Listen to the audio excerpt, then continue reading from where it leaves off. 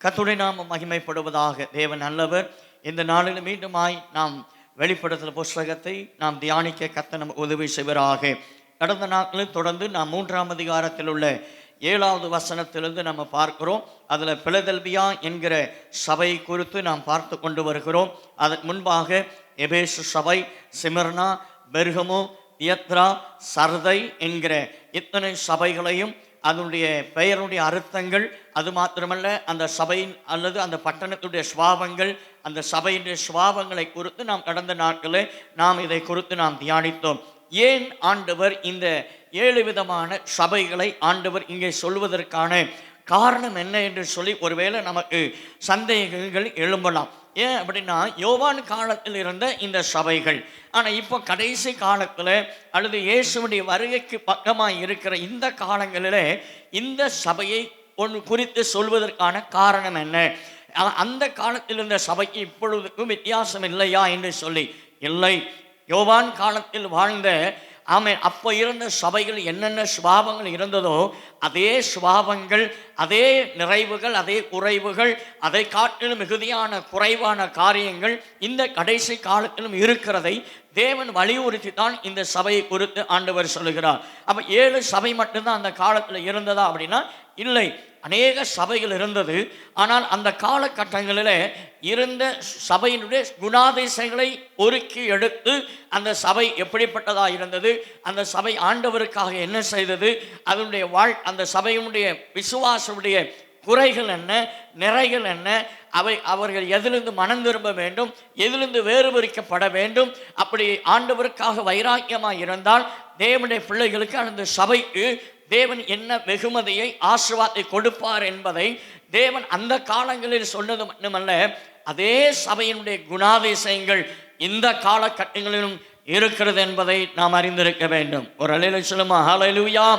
ஆகவே இந்த பிலதெல்பியா சபையை குறித்து நாம் பார்க்கும் பொழுது அந்த சபை சகோதர சிநேகம் என்று சொல்லப்படுகிறது.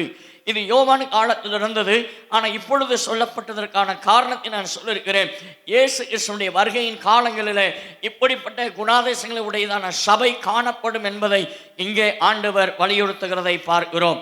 அதில் 5 விதமான காரியங்களை 7வது வசனத்தில் நம்ம பார்த்தோம். 1 பரிசுத்தம் உள்ளவர், 2வது சத்தியம் உள்ளவர், அது மாத்திரமல்ல தாவீதின் திறவுகோலை உடையவர், பூட்டக்கூடாதபடி திறக்கிறவர், திறக்கக்கூடாதபடி பூட்டுகிறவர் என்று சொல்லி 5 விதமான காரியங்கள். இது தேவனுடைய குணாதிசயங்களை நாம் கடந்த பைபிள் ஸ்டடியிலே நாம் அதை குறித்து நாம் தியானித்தோம். இன்றைக்கு தொடர்ந்து அடுத்த வசனத்துக்கு நேராக நாம் கடந்து செல்லலாம். வாசிக்கலாம். 8வது வசனம். உன் கிரியைகளை அறிந்திருக்கிறேன். உனக்கு கொஞ்சம் பெலன் இருந்தும் நீ என் நாமத்தை மறுதலியாமல் என் வசனத்தை கைக்கொண்டபடியினாலே இதோ திறந்த வாசலை உனக்கு முன்பாக வைத்திருக்கிறேன், அதை ஒருவனும் பூட்டமாட்டான். இங்கே பார்க்கும் பொழுது உன் கிரியைகளை நான் அறிந்திருக்கிறேன். இது எல்லா சபைகளுக்கும் ஆண்டவர் சொன்ன வார்த்தைகள் தான். 2ஆம் அதிகாரம் 2வது வசனத்திலே எபேசு சபையை பார்த்து ஆண்டவர் சொல்லுகிறார். அடுத்ததாக பார்க்கும் பொழுது 9வது வசனத்தில் சிமிர்னா சபை பார்த்து உன் கிரியைகளை அறிந்திருக்கிறேன் என்று சொல்லி ஆண்டவர் சொல்லுகிறார். அடுத்ததாக 13வது வசனத்தில் பெர்கமு சபை பார்த்து உன் கிரியைகளை குறித்து நான் அறிந்திருக்கிறேன் என்று சொல்லி ஆண்டவர் சொல்லுகிறார். அடுத்ததாக பார்க்கும் பொழுது 19வது வசனத்தில் தியத்ரா சபை குறித்து ஆண்டவர் சொல்லுகிறார், உன் கிரியைகளை நான் அறிந்திருக்கிறேன் என்று சொல்லி. 3ஆம் அதிகாரம் அங்கே வாசிக்கும் பொழுது 1வது வசனத்திலே உன் கிரியைகளை நான் அறிந்திருக்கிறேன். அப்ப எல்லா சபையையும் ஆண்டவர் அதனுடைய கிரியைகளை அவர் உற்று நோக்குகிறவராயிருக்கிறார். இதை நான் ஒவ்வொரு சபையை சொல்லும் பொழுது நான் உங்களுக்கு சொல்லிக்கொண்டே வருகிறேன். என்ன என்பது கிரியை என்னது அப்படின்னா, ஒரு மனிதனுக்கு ஒரு குறிப்பிட்ட காலங்களை கர்த்தர் வைத்திருக்கிறார். ஒரு மனுஷன் பிறக்கிறான், பிறந்ததுலேருந்து அவனுடைய மரணம் ஆண்டவர் நியமிக்கப்பட்ட ஒரு காலங்கள். 80 வயசோ அல்லது 90 வயசோ 100 வயசோ 150 வயசோ ஏதோ அவனுக்கு ஒரு குறிப்பிட்ட காலங்கள். அந்த காலங்களிலே அந்த மனிதன் அல்லது அந்த நபர் அல்லது அந்த சபை தேவனுக்காக என்ன செய்தது, தேவனுடைய சுவிசேஷத்துக்காக, சபையின் வளர்ச்சிக்காக, சபையினுடைய ஆவிக்குரிய முன்னேற்றத்துக்காக என்ன செய்தது என்பதைத்தான் ஆண்டவர் சொல்லுகிறார். இன்றைக்கு நம்ம குடும்பத்துக்கான கிரியைகளை நம்ம செய்கிறோம். பிள்ளைகளுக்காக நம்ம உழைக்கிறோம், வேலை செய்கிறோம், சம்பாத்தியம் பண்ணுறோம், இடத்த வாங்குறீங்க, வீட்டை கட்டுறோம், என்னெல்லாமோ செய்கிறோம். திருமணத்துக்கான நகைகளை சேர்த்து வைக்கிறோம், பணங்களை சேர்த்து வைக்கிறோம். இவைகள்லாம் குடும்பத்துக்கான கிரியைகள். ஆனால் ஆண்டவர் இங்கே பார்க்கும் பொழுது ரட்சிக்கப்பட்ட நம்மளை குறித்து ஆண்டவர் சொல்லுகிறார், நம்ம உலகத்தின் பின்பாக இருந்தோம், பாவத்தில் இருந்தோம், விக்கிரங்களுக்கு அடிமையாக இருந்தோம், பலவிதமான சடங்காச்சாரியங்களுக்கு அடிமையாக இருந்தோம். ஆனால் அதிலிருந்து ஆண்டவர் உங்களையும் என்னையும் கர்த்தர் ரட்சித்து இந்த இடத்துல சபைக்குள்ளே கொண்டு வந்து நம்மை அபிஷேகித்து பரிசுத்தாவினாலே கிருபையினாலே நிறைத்து இந்த நாள் வரைக்கும் கர்த்தர் நம்மை சபையில வைத்திருக்கிறார் என்றால் ஏதோ ஒரு சும்மா சாதாரணமாய் வந்து போவதற்காக அல்ல. இந்த சபையில நீங்கள் என்ன செய்து கொண்டிருக்கிறீர்கள் என்பதை ஆண்டவர் ஒவ்வொரு நாளும் அவர் காண்கிறவராயிருக்கிறார். ஆமென், அல்லேலூயா. நான் இந்த சபையில் இருக்கிறேன், இந்த சபைக்கு என்னால் என்ன இந்த வளர்ச்சிக்கு நான் புரோஜனமாக இருக்கிறேன், இந்த சபையின் பெருக்கத்துக்கு, இந்த சபைக்கு ஆத்துமாக்களை ஆதாயம் பண்ணக்கூடியவனாக இருக்கிறேனா, அல்லது இந்த சபையினுடைய ஊழியங்களுக்காக நான் ஜெபிக்கிற ஒரு நபராக இருக்கிறேனா, அல்லது இந்த சபைக்காக என்னுடைய சரீர உழைப்பை கொடுத்து சபையினுடைய காரியங்களை நான் பங்கு பெறுகிறேனா, ஏதோ ஒரு விதத்தில் ஒவ்வொருவரும் தேவனுக்காக, தேவன் நமக்கு தந்த சபைக்காக கிரியை செய்கிறவளாய் இருக்க வேண்டும். இந்த சபை குறித்து ஆண்டவர் சொல்லுகிறது தான். இன்றைக்கு நம்ம நிறைய பேர் என்ன சொல்றோம், வயசாயிட்டு இனிமே நான் என்ன செய்ய போறேன், எனக்கு வேத ஞானம் தெரியாது, நான் பிரசங்கம் பண்ண தெரியாது, எனக்கு பாட தெரியாது, எனக்கு அது தெரியாது, இது தெரியாது, இப்படி நம்ம சொல்லிட்டு தான் போறோமே ஒழிய, ஆனால் நமக்கு என்ன இருக்கிறதோ அதை செய்யணும். பிரசங்கம் பண்ணுவது தான் ஊழியம் என்பது அல்ல, பாட்டு பாடுவது தான் ஊழியம் என்பது அல்ல. ஆலயத்தில் நமக்கு ஜெபிக்கக்கூடிய கிருபைகளை, தாளந்துகளை தந்திருக்கிறா, ஆண்டவருடைய சமூகத்தில் வந்து ஆத்துமாக்களுக்காய், சபைக்காய், தேசங்களுக்காய், ஆமேன், ஜனங்கள் ரட்சிக்கப்படும்படியாய், ஆமேன், நாம் ஆண்டவருக்காக ஆண்டவருடைய சமூகத்தில் இருந்து அதிகமாய் நாம் ஜெபிக்கிறவளாய் மாறலாமே. அது தேவனுக்காய் செய்கிற கிரியைகள். அது மாத்திரமல்ல, சுவிசேஷம் அறிவிக்கக்கூடிய தாளந்துகளை தந்திருக்கிறாரா, நாம் சுவிசேஷத்தை அறிவிக்கலாமே. ஆண்டவர் நமக்கு தந்த கிருபை அல்லவா. ஒருவேளை நம்ம மாசத்துல ஏதோ ஒரு நாள் அல்லது ஏதோ ஒரு நாள் நம்ம கிராம ஊழியமாய் போகிறோம். அது மாத்திரமல்ல, நம்ம வீட்டில் நம்ம தெரு முக்கில் ஒரு சாயந்தர நேரம் ஒரு 10 டிராக்ஸை வச்சுட்டு நின்னோம்னா போகிற வாரவங்க கையில் கொடுத்தாலே அதே ஒரு ஊழியம். அதை கர்த்தர் பார்க்கிறார். நம்ம ஏதோ ஒரு விதத்தில், ஏதோ ஒரு காரியத்தில் இந்த சபைக்காக, தேவனுக்காக நாம் கிரியை செய்து கொண்டு இருக்கிறவளாக இருக்கணும். ஞாயிற்றுக்கிழமை வருகிறது மாத்திரம் நம்ம ஆண்டவரை பிரியப்படுத்துகிறோம் என்பது அல்ல. அது பாரம்பரியமாய், அது சடங்காச்சாரியமாய் வருகிற முறை, ஒரு கடமைக்காய் வருகிறோம், அவ்வளவுதான். ஆனால் கர்த்தருக்காக கிரியை செய்யணும். அதனால் இந்த சபையை குறித்து ஆண்டவர் சொல்லுகிறார், உன் கிரியைகளை அறிந்திருக்கிறேன் என்று சொல்லி. இங்கே பார்க்கும் பொழுது இந்த பிலதெல்பியா சபையினுடைய கிரியை குறித்து ஆண்டவர் என்ன சொல்லுகிறார், இதுக்கு முன்னுள்ள சபையை நீங்க பார்த்தீங்கன்னா, சர்தை சபையை பார்க்கலாம், இதுக்கு முன்புள்ள சபையெல்லாம் பார்த்தீங்கன்னா ஆண்டவர் சொல்லுகிறார், மரணத்துக்கு ஒப்பு கொடுத்துட்டேன் அப்படிங்கிறார். நீங்க 3ஆம் அதிகாரத்துல 2வது வசனத்தில் நீங்க வாசிக்கும் போது, நீ விழித்து கொண்டு சாகிறதுக்கு ஏதுவாக இருக்கிறவர்களை சிறப்படுத்து, உன் கிரியைகளை தேவனுக்கு முன்பாக நிறைவுள்ளதாக நான் காணவில்லை. ஆண்டவர் சொல்றார், நீ சபையில இருக்கிற, ஆனா உன் கிரியைகளை நான் திருப்தி அடையல. நீ ஆலயத்துக்கு வர, அதனால நான் திருப்தி அடையல. ஆனா ஆலயத்துக்கு வந்தும் எனக்காக நீ என்ன செய்துட்டு இருக்கிற, என்னுடைய நாமத்துக்காக, என் ராஜ்யம் கட்டப்படும்படியாய், ஆமேன், இந்த சபையின் வளர்ச்சிக்கு நீ என்ன செய்துட்டு இருக்கிற, உன் கிரிகையில நான் திருப்தி இல்லைங்கிறார். உங்களை பார்த்து, நம்மை பார்த்து ஆண்டவர் என்ன சொல்ல முடியும்? ஒருவேளை இந்த இரவு நம்ம படுக்கைக்கு போகலாம், நீங்க போகலாம். ஆண்டவர் பார்த்து, எப்பா இவ்வளவு நாள் உனக்கு ஜீவனை தந்திருக்கிற, பலனை தந்திருக்கிறேன், நீ எனக்காக என்ன செஞ்ச அப்படின்னா நம்ம என்ன லிஸ்ட்டை நம்ம சொல்ல முடியும்? நம்ம சொல்ல முடியாது. ஆலயத்துக்கு வந்த பாஸ், ஆண்டவரே உபாசபத்துக்கு வந்தேன், வேதத்தை வாசிக்கிறேன், அது அல்ல, அது நம்முடைய கடமைகள். ஆனால் நம்ம கிரயம் செலுத்தி, அல்லது நம்ம தேவன் நமக்கு தந்த நன்மைகளுக்காக அவர் எதிர்பார்க்கிற கிரியைகள் நம்ம வெளிப்படுத்துகிறவளாக இருக்கணும். ஆனால் அந்த சர்தை சபை என்ன செஞ்சதுன்னா, 4வது வசனத்தில் பார்க்கும்போது ஆண்டவர் அங்கே சொல்லுகிறார், ஆனாலும், ஆனால் சர்தை சபை எப்படி இருந்தது, மரணத்துக்கு ஏதுவான உலகத்தோடும் உலகத்தின் பாரம்பரியங்களோடு கூட, சடங்காச்சாரியங்களோடு கூட, உலகத்தினுடைய காரியங்களோடு கூட முழுமையாய் தங்களை ஈடுபடுத்தி கொண்டது எது? சபை. இன்றைக்கு பார்க்கும்போது ஆவிக்குரிய சபைகள் ரொம்ப பின்மாற்றமான ஒரு சூழ்நிலைக்குள்ளாய் போய்விட்டது. சத்தியம் இல்லை, உபதேசம் இல்லை, கடிந்து கொள்ளுதல் இல்லை. ஆகவே இங்கே பார்க்கும் பொழுது சபை அவைகளை விட்டு விலகி போனதுனால அது சாவுக்கேதுவானவைகளாய் மாறி போனது. அந்த வசனம் தான் சொல்லுகிறது.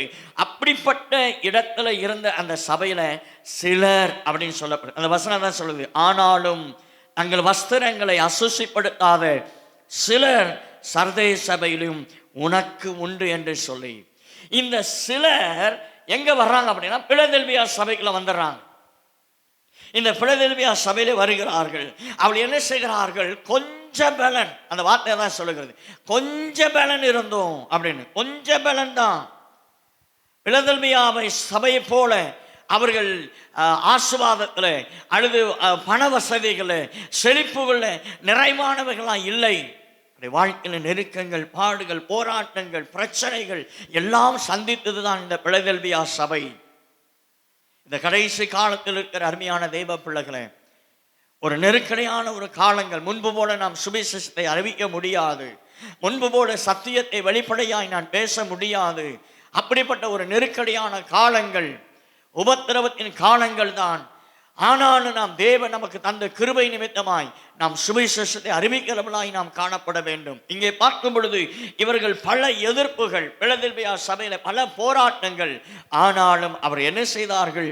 கர்த்தருடைய வசனத்துக்கு கீழ்ப்படிந்து விசுவாசத்தில் நிலைத்திருந்து தேவனுக்காக அவர்கள் வாழ்ந்த ஒரு சபைதான் இந்த பிலதெல்பியா சபை.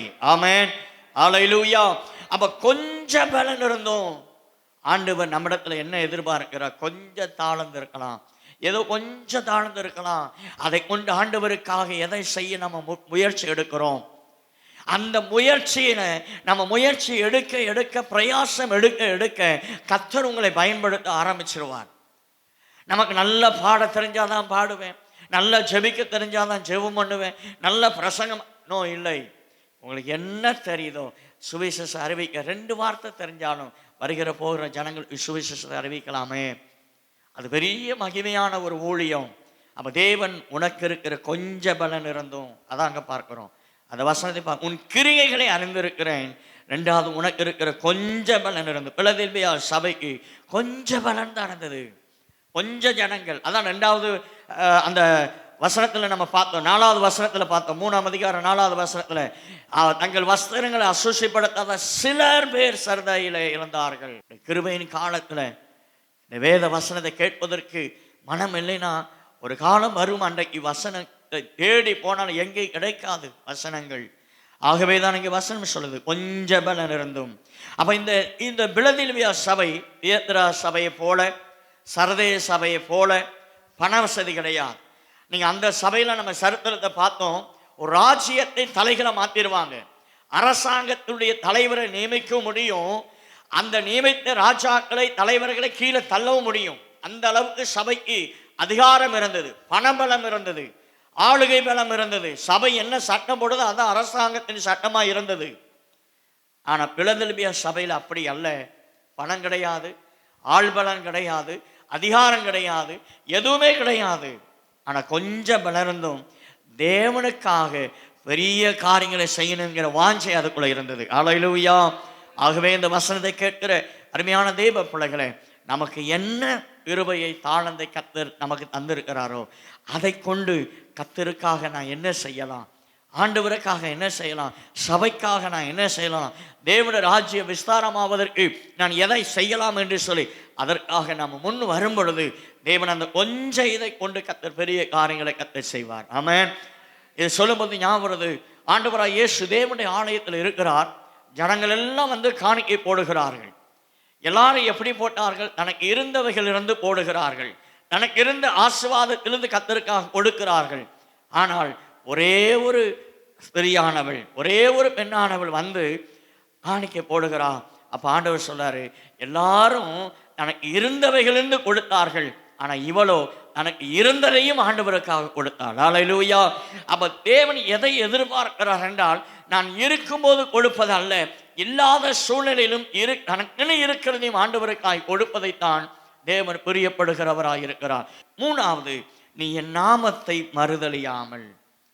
பலன் குறைந்த இந்த பிலதெல்பியா சபை கிறிஸ்துவை மறுதலிக்கும்படியான சூழ்நிலைகள் வந்தது.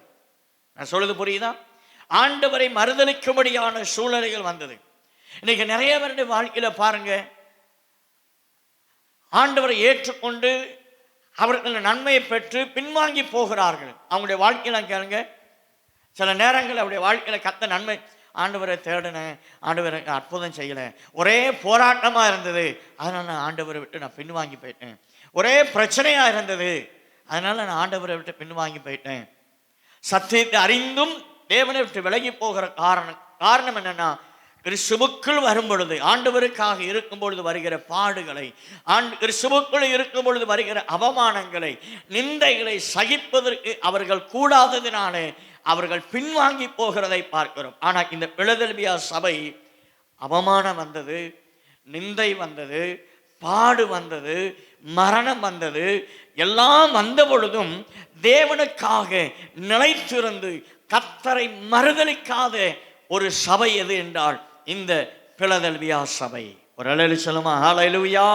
அப்ப தேவன் நம்மை எதை எதிர்பார்க்கிறார் என்றால், நீங்களும் நானும் பிலதெல்பியா சபையை போல நம்முடைய வாழ்க்கையில என்ன வந்தால், அதான் யோபு சொல்லுகிறார் 13ஆம் அதிகாரம் 15வது வசனத்தை நீங்கள் வாசித்து பார்க்கும் பொழுது, யோபு 13:15, அவர் என்னை கொன்று போட்டாலும் அவர் மேல் நம்பிக்கையாயிருப்பேன். ஆனாலும் என் வழிகளை அவருக்கு முன்பாக ரூபகாரம் பண்ணுவேன். அங்கே சொல்லப்படுகிற வார்த்தை, அவர் என்னை கொன்று போட்டாலும் அவர் மேல் நம்பிக்கையா இருப்பேன். அவர் என்னை கொன்று போட்டாலும் அவர் மேல நம்பிக்கையா இருப்பேன். அப்போ நம்ம வாழ்க்கையில அருமையான தேவப்பிள்ளை, என்ன அற்புதம் செஞ்சாதான் அவரை தேடணும் என்பதில்லை. இன்னைக்கு சிலர் சொல்லுவாங்க, ஆண்டவர் எனக்கு இந்த நன்மையை செஞ்சா நான் சாட்சி சொல்லுவேன், ஆண்டவர் எனக்கு இந்த அற்புதம் செஞ்சா நான் ஆண்டவருக்கு சாட்சி சொல்லுவேன். அப்படி அல்ல, அது தேவனுடைய நாமம் அல்ல. நாம் உபத்திரவத்தின் மத்தியில் போனாலும், பாடுகள் மத்தியில் போனாலும், நெருக்கத்தின் மத்தியில் போனாலும், கண்ணீர் வழிய போனாலும் கர்த்தருக்காக நம்ம வைராக்கியமாக இருக்கணும். அதைத்தான் தேவன் நம்மிடத்தில் எதிர்பார்க்கிறார். நீங்க தானியேல் புஸ்தகத்தில் வாசித்து பார்க்கும் பொழுது 3ஆம் அதிகாரம் 17-18 வசனங்களை வாசிக்கும் பொழுது, அனனியா, மிசாவேல், அசரியா என்கிற 3 நபர்களை நம்ம பார்க்கிறோம். அவர்களை என்ன செய்கிறார்கள்? நிறுத்தின சிலையை வணங்க மாட்டோம் என்று நிற்கும் பொழுது அவர்கள் தீச்சூளையில் அவங்களை தூக்கி போட்டுன்னு சொன்ன அவங்க சொன்ன வார்த்தை, நாங்கள் ஆராதிக்கிற தேவன் எங்களை தப்புவித்தாலும் தப்புவிக்காவிட்டாலும் நீ நிறுத்தின பொற்சிலையை, நீ நிறுத்தின இந்த சிலையை நாங்கள் வணங்குவது இல்லை என்று சொல்கிறான். அதுதாங்க வைராக்கியம். ஆமென். நான் ஜீவனே போனுங்கிற சூழ்நிலை வந்த பொழுதும் கர்த்தருக்காக மறுதலிக்காமல், அதான் அந்த வார்த்தை சொல்லுது, நீ என்னை மறுதலியாமல், என் நாமத்தை மறுதலியாமல்.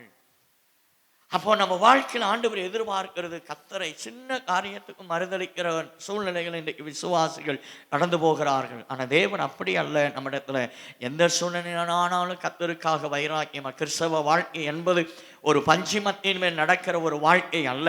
அது பாடுகள் நிறைந்த வாழ்க்கை, அது உபத்திரம் நிறைந்த வாழ்க்கை, கண்ணீர் நிறைந்த வாழ்க்கை. ஆனாலும் அவைகள் மத்தியில் தேவன் நமக்கு சமாதானத்தையும் சந்தோஷத்தையும் அவர் தருகிறவராக இருக்கிறார். ஹல்லேலூயா. உலக பிரகாரமாய் வாழ்ந்து இருக்கும் பொழுது நம்முடைய வாழ்க்கையில பாடுகள் உபத்திரங்கள் வரும்போதெல்லாம் அவைகள் நம்முடைய வாழ்க்கையில வாழ்வதை விட சாவது என்ற எண்ணங்கள் வரும். ஆனால் கிறிஸ்துவுக்குள் இருக்கும் பொழுது அப்படி அல்ல.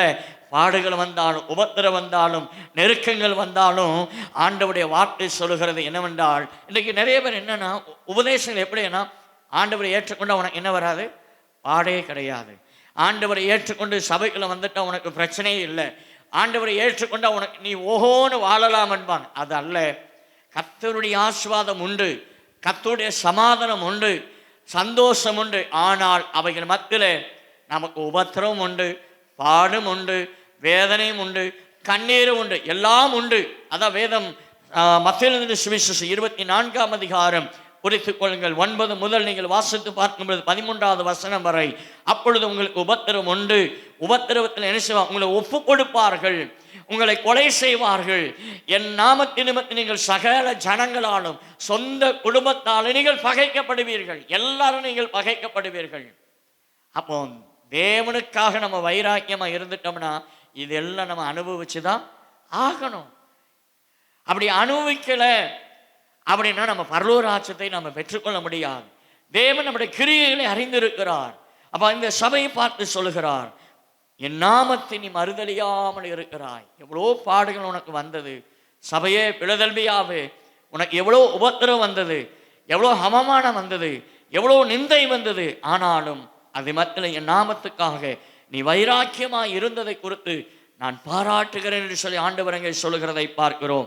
அப்போஸ்தலர் நிருபங்கள் 5ஆம் அதிகாரத்தில் 41வது வசனத்தில் நீங்கள் வாசித்து பார்க்கும் பொழுது அங்கே சொல்லுகிறது, அவருடைய நாமத்துக்காக தங்களை அவமானப்படுத்துவதற்கு பாத்திரமாக எண்ணப்பட்டபடியினால் சந்தோஷமாய் ஆலோசனை சங்கத்தை விட்டு புறப்பட்டு போய் என்று சொல்லி வாசிக்கிறோம். அவருடைய நாமத்துக்காக நாம் சுவிசேஷத்தை அறிவிக்கும் போது சில நேரங்கள் சில தூஷணமான வார்த்தைகள் நம்மை பார்த்து பேசலாம், சிலர் பரியாசம் பண்ணலாம், சிலர் கேலி பண்ணலாம். அவைகள்லாம் சந்தோஷமாக ஏற்றுக்கொள்ளணும். ஏன்னா அதற்குரிய பிரதிபலனை கர்த்தர் பரலோக ராஜ்யத்திலே வைத்திருக்கிறார். ஆமென். சோதர கர்த்தர் நல்லவர். ஆகவே அருமையானவர்களே, இங்கே வாசிக்கிற வார்த்தை, நீ என் நாமத்தை மறுதலியாமல், ரோமர் 8ஆம் அதிகாரம் 36வது வசனம் குறித்துக் கொள்ளுங்கள். ரோமர் 8:36, 2 தீமோத்தேயு புஸ்தகம் 1:8 இந்த வசனங்களாம் பார்க்கும் பொழுது தேவனுடைய பிள்ளையுடைய வாழ்க்கையிலே உபத்திரவங்கள், பாடுகள், அவமானங்கள், நிந்தைகள் உண்டு. ஆனாலும் அதுக்குரிய பிரதிபலனை கர்த்தர் நிச்சயமாய் வைத்திருக்கிறார். ஆகவே தேவனை வசனத்தை கேட்கிற தேவனுடைய பிள்ளையே, உங்களுடைய வாழ்க்கையில் வருகிற பாடுகள் நினைத்து கலங்காதீங்க. உங்களுடைய வாழ்க்கையில் வருகிற கண்ணீரை நினைத்து கவலைப்படாதீர்கள்.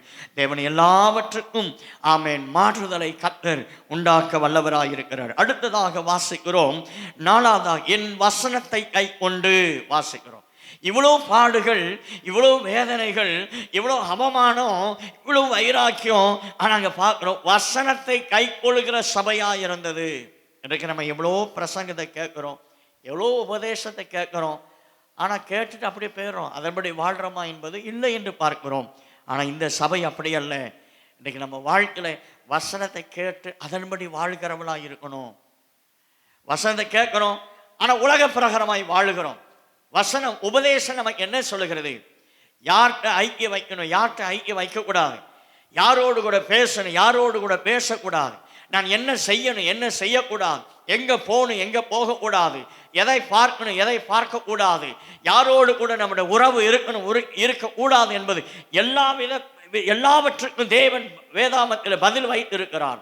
ஆனால் இன்றைக்கு விசுவாசிகள், இன்னும் சத்தியத்தை அறிந்தவர்கள், சபைக்கு வரும்போது ஒரு காரியத்தில் இருக்கிறோம், ஆனால் சபை விட்டுட்டு போயிட்டோம்னா உலகத்தோடும் உலகத்தின் பாரம்பரியங்களோடு கூட உலக மனுஷர்களோடு கூட மனுஷ தயவு நமக்கு அவசியம். ஆனால் மனுஷனுடைய தயவு தான் நம்முடைய வாழ்வு என்று இருக்கக்கூடாது. அவள் சொல்லுகிற ஆலோசனை நமக்கு முக்கியம் அல்ல, அவளுக்கு சொல்லுகிற அறிவுரை நமக்கு அவசியம் இல்லை. தேவ வசனம் நமக்கு என்ன சொல்லுகிறதோ அதன்படி நாமும் நம்முடைய குடும்பமும் நம்முடைய சபையும் வாழும். ஆனால் தேவன் நமக்குரிய பிரதிபலனை கர்த்தர் வைத்திருக்கிறார் என்று பாருங்கள். ஆகவே இந்த சபை என்ன செய்தது என்றால், வசனத்தை கேட்டு அதை தியானித்து அதை நேசித்து அதை கை கொண்டு அது கீழ்ப்படிந்து அதை உபதேசிக்கிறதாய் இருந்தது. ஆமென். தோதரம் நம்ம சபை அப்படிதான். ஆசீர்வாதங்கள்லாம் கிடையாது. நீ கீழ்ப்படிந்த ஆசீர்வாதம். வேதம் அதுதான், ஆண்டவர் வசனம் அதைத்தான் சொல்லுகிறார். உபதேசம் இல்லாமல் அல்லது ஒரு ஆலோசனை இல்லாமல் ஆண்டவர் செய்ய முடியாது. நாம் கடந்த நாளில் நம்ம தியானித்தோம். மத்திய லூக்காவில் நம்ம பார்த்தோம் 5ஆம் அதிகாரத்தில் ஆண்டவர் என்ன செய்தார்? முதல்ல போதனை உபதேசத்தார். உபதேசத்தை கேட்டு கீழ்ப்படிந்து நடந்தால் உனக்கு படகு நிரம்பும். உபதேசத்தை கீழ்ப்படிஞ்ச உன் வலையை நிரம்பத்தக்கதான ஆசீர்வாதங்களை கர்த்தர் தருவார். அதுதான் வேதத்தினுடைய ஒழுங்குமுறை. ஆனால் இன்றைக்கு நம்ம என்ன நினைக்கிறோன்னா, ஆண்டவர் என்னை ஆசீர்வதிச்சுக்கிட்டே இருக்கணும், நான் என் மனம் போல இருப்பேன், நினைச்சா ஆராதனைக்கு வருவேன், நினைச்சா ஜெபம் பண்ணதுக்கு வருவேன், நினைச்சா ஆண்டவரை தேடுவேன், இல்லைன்னா என் இஷ்டம் போல வாழ்வேன் அப்படின்னா ஒரு காலம் ஏதோ ஒரு சூழ்நிலை நம்ம மாற்றிக்கிட்டோம்னா ஆண்டவனை தப்பு வைக்க முடியாது. ஆண்டவனை தப்புவதற்கு இறங்கவே மாட்டார். அவர் மனது இறங்கவே முடியாது. ஏனென்றால் நம்ம கொடுக்கப்பட்ட காலத்தில் தேவனுக்காக நம்ம வாழாத பட்சத்தில், நம்ம கொடுக்கப்பட்ட காலங்களில் தேவனுக்காக நம்ம கிரியை செய்யாத பட்சத்தில் எல்லா சூழ்நிலை மாறும்போது தேவனை நோக்கி பார்த்தால் அவர் எப்படி நமக்காக இறங்க முடியும் என்பதை நாம் சிந்தித்து பார்க்க வேண்டும். ஆகவே இந்த வார்த்தை சொல், உன் வசனத்தை என் வசனத்தை நீ கை கொண்டபடியினாலே. 5வதாக இதோ உனக்கு ஒரு திறந்த வாசலை வைத்திருக்கிறேன் என்று சொல்லி ஆண்டவர் சொல்லுகிறார். திறந்த வாசலை. ஆமென். ஆண்டவர் சொல்லுகிறார், திறந்த வாசலை வைத்திருக்க. 2 கொரிந்தியர் புஸ்தகம் 2ஆம் அதிகாரம் 12வது வசனத்தை வாசிக்கலாம். 2 கொரிந்தியர் 2ஆம் அதிகாரம் 12வது வசனம். மேலும் நான் கிறிஸ்துவின் சுவிசேஷத்தை பிரசங்கிக்கும்படி துரோவா பட்டணத்தில் வந்தபோது கர்த்தராலே எனக்கு கதவு திறக்கப்பட்டிருக்கையில், இங்கே பார்க்கும் பொழுது சுவிசேஷம் அறிவிக்கும்படியான கதவு திறக்கப்பட்டது. தேவன் திறந்த வாசலை கர்த்தர் வைத்திருக்கிறார். இதே தான் உங்களுக்கு நான் சொல்லுகிறேன். தேவனுடைய வார்த்தைக்கு, நாம் கேட்கிற உபதேசங்களுக்கு, தேவனுடைய சத்தியத்துக்கு கீழ்ப்படிந்து நாம் நடக்கும்போது, சபைக்கும் ஊழியருக்கும் தேவனுக்கும் நாம் கீழ்ப்படிந்து அடங்கி நடக்கும்போது, அவருடைய பாதை நாம் சரியாய் நடக்கும்போது, தேவன் நமக்கான திறந்த வாசலை கர்த்தர் வைத்திருக்கிறார். ஆமென். மனுஷன் ஒரு வாசலை அடைக்கலாம், ஆனால் கர்த்தர் 7 வாசலை நமக்கு திறப்பார். ஆமென். கர்த்தர் தேவன் பெரியவர்.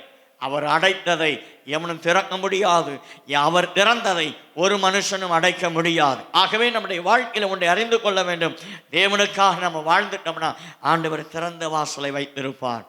ஒருவேளை இந்த வார்த்தை கேட்கிற தேவனுடைய பிள்ளைகளே, ஆனால் சில காரியங்களுக்காக நீங்கள் காத்திருக்கலாம். என் வாழ்க்கையில் ஒரு திறந்த வாசலை ஆண்டவர் எப்பொழுது கட்டளையிடுவார் என்று சொல்லி. ஆனால் நம்முடைய வாழ்க்கையில் சில ஆண்டவருக்காக நம்முடைய கிரியை செய்ய வேண்டியது குறைவுள்ளதாக இருக்குமானால் தேவனுக்காக செய்யுங்க. நம்முடைய வேலை, நம்முடைய பாடு, நம்முடைய பிரச்சனை, நம்முடைய காரியம் என்று சொல்லி, நம்முடைய குடும்பம் என்று சொல்லி இராதபடி தேவனுக்காக நாம் செய்யும் போது கர்த்தர் நமக்கான திறந்த வாசலை கர்த்தர் அவர் ரெடியா ஆயத்தமாய் கர்த்தர் வைத்திருக்கிறார். ஆமென். இன்னொரு வசனத்தை வாசிக்கும் பொழுது 1 கொரிந்தியர் 16ஆம் அதிகாரம் 9வது வசனத்திலே பவுல் சொல்லுகிற வார்த்தை, ஏனெனில் இங்கே பெரிதும் அனுகூலமுமான கதவு எனக்கு திறக்கப்பட்டிருக்கிறது. விரோதம் செய்கிறவர்களும் அநேகர் இருக்கிறார்கள். இங்கே ஆண்டவர் எனக்காக அனுகூலமான ஒரு கதவை ஆண்டவர் திறந்திருக்கிறார். நீ ஏனென்றால் அவர் சத்தியத்துக்காக வாழ்ந்தவர், தேவனுக்காக கிரியை செய்தவர்.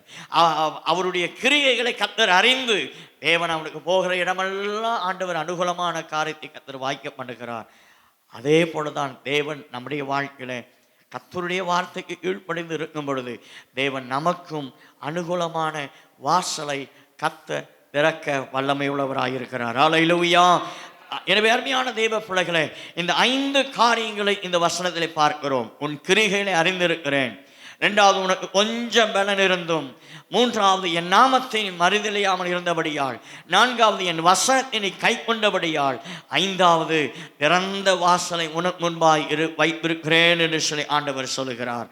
ஆகவே அருமையான தேவ பிள்ளைகளே, நமக்கு தேவன் திறந்த வாசலை கர்த்தர் வைத்திருக்கிறார். ஒரு மனிதனும் அதை அடைக்க முடியாது, எதிர்த்து நிற்கவும் முடியாது. ஆமென். அது நம்முடைய வாழ்க்கையாக இருக்கலாம், நம்முடைய ஊழியமாக இருக்கலாம், அல்லது நம்முடைய ஏதோ ஒரு காரியமாக இருக்கலாம். இந்த வார்த்தையின்படி நம்ம ஒப்பு கொடுத்த ஆண்டவர், என்றைக்கு என் வாழ்க்கையில் உடைய வசனத்துக்கு நான் ஒப்பு கொடுக்கிறேன், உடைய வார்த்தைக்கு நான் கீழ்ப்படிந்து நடப்பேன், சபைக்கு, சத்தியத்துக்கு, உபதேசத்துக்கு நான் கீழ்ப்படிந்து நடப்பேன்னு சொல்லி ஒப்பு கொடுத்துட்டோம்னா ஆண்டவர் நம்முடைய கிரிகைகளை அறிந்து கர்த்தர் உங்களுக்கான வாசலை திறப்பார் என்பதில் எந்த சந்தேகம் இல்லை.